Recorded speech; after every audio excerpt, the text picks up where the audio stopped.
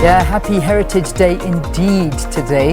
Marking Heritage Day, President Cyril Ramaphosa will address the main celebrations at Mxolisi Jacobs Stadium in Upington in the Northern Cape. So this Heritage Day takes place under the theme 25 Years of Democracy, celebrating South Africa's literary classics in the year of Indigenous languages. I beg your pardon. Let's cross to Neria Hlakotsa and let's say good morning to her. Morning, Neria. How are we doing there this morning?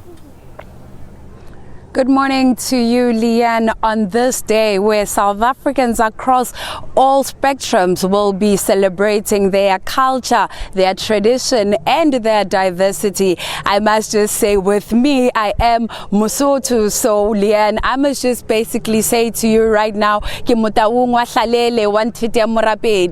that is some of what grounds me as a Mosotho. This is my culture, and this is what South Africans across the spectrum will be doing today. We will find Xhosas celebrating their Xhosa tradition. We will find the Sotho tradition celebrating their Sothos, and we'll also see isiZulu being showcased because we do know that today, more than anything, was a day that was first celebrated in 1995, and it was when on this national holiday where we heard Utatu Nelson Mandela, the late Tatu Nelson Mandela, saying that they are aware as government that the cultural heritage that we have has the power to build the nation that we had. And of course, now we do see with the theme of the day, it is fitting that we are here in Upington where we find the Khoisan people. We know we have the San,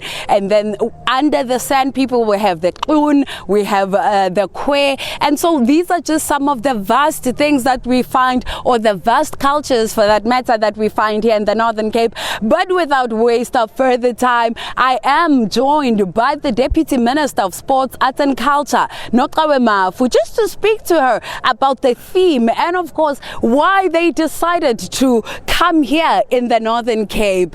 Deputy Minister, thank you so much for joining us. It is a beautiful day, Heritage Day.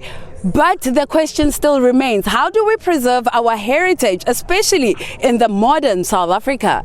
Good morning, Neria, and good morning to the viewers at home. You look beautiful, by the way. Thank you, ma'am. Today is the Heritage Day, a very important day in the history of South Africa.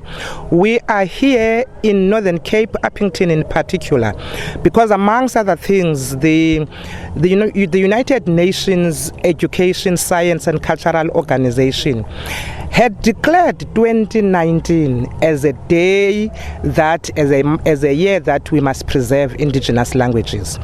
As a Department of Sport, Arts and Culture, we then saw it fit that we must come to Northern Cape, Upington in particular, to actually come and celebrate with the Khois and the Sons, as you put it, and the Nams, and to remind them that their language, their culture is part of the South African. Remember, we always say we are united in our diversity, and we thought then it's important to come here. Before the festivities start today, we will be opening a library, a state-of-the-art library. One of its uses is to make sure that we are able to record oral history in that library, to preserve the history of this place, so that even a young child, when they get to that library, they are able to hear their grannies, their old people talking about the history and the background of their languages. That is why we came to Upington in particular. And of course, Deputy Minister, then it brings us to this question where we now know the president will be opening the library, but we have our schools. How can we bring now our indigenous languages, our cultures in our schools? Because people argue that the syllabus on its own is foreign. We don't find schools that are teaching Ubuntu, that are basically focusing on our cultures. What can be done from here on? You know, one of the things, we are having a discussion with the Department of of basic education, amongst other things.